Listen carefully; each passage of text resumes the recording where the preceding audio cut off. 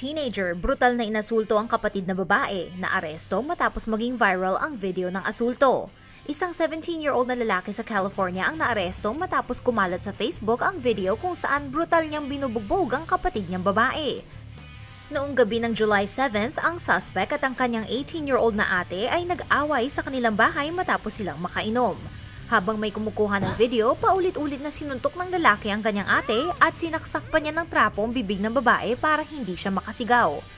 Habang nagmamakaawa at humihingi ng tulong ang biktima, ang kanyang ina at isa pang kapatid na babae ay nanood lang daw sa tabi habang siya'y inaasulto ng lalaki.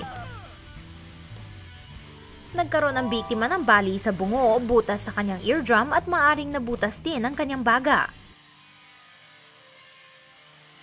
Inimbestigahan ng pulis ang insidente matapos ma-upload ang video sa social media at naging viral.